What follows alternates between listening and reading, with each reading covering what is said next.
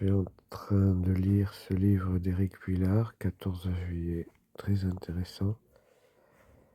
Et c'est très difficile de lire parce que je reçois des associations d'idées. Et donc je dois à chaque fois me concentrer pour garder le fil de la lecture.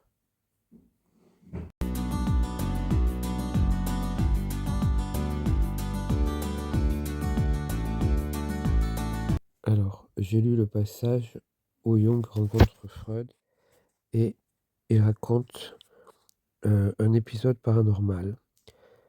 Ainsi, tandis que Freud exposait ses arguments, j'éprouvais une étrange sensation. Il me sembla que mon diaphragme était en fer et devenait brûlant, comme s'il formait une voûte brûlante. En même temps, un craquement retentit dans l'armoire bibliothèque qui était immédiatement à côté de nous, de telle manière que nous en fûmes tous deux effrayés. Il nous sembla que l'armoire allait s'écrouler sur nous. C'est exactement l'impression que nous avait donnée le craquement. Je dis à Freud, voilà ce que l'on appelle un phénomène catalytique d'extériorisation. Ah, dit-il, c'est la pure sottise. Jung, mais non, répliquai-je, vous vous trompez. Monsieur le professeur, et pour vous prouver que j'ai raison, je vous dis d'avance que le même craquement va se reproduire. Et de fait, à peine avais-je prononcé ces paroles, que le même bruit se fit entendre dans l'armoire. J'ignore encore aujourd'hui d'où me vint cette certitude, mais je savais parfaitement bien que le craquement se reproduirait. Alors, pour toute réponse, Freud me regarda sidéré. Je ne sais pas ce qu'il pensait ni ce qu'il voyait. Il est certain que cette aventure éveilla sa méfiance à mon égard. J'eus le sentiment que je lui avais fait un affront. Nous n'en avons jamais plus parlé, ensemble.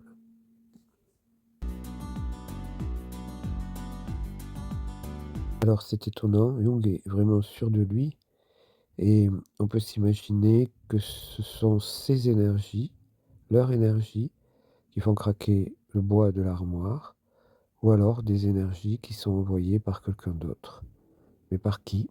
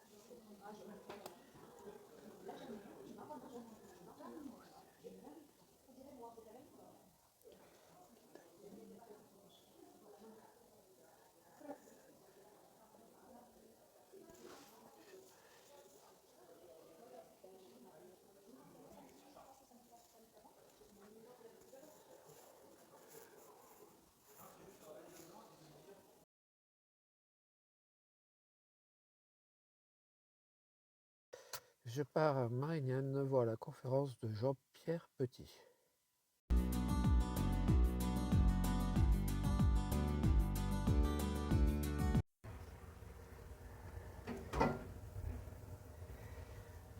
Départ à la manif.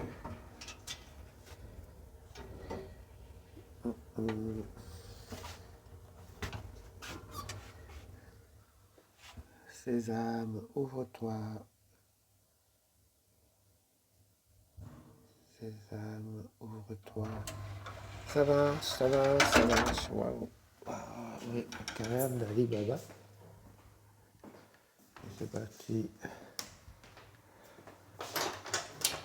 Waouh.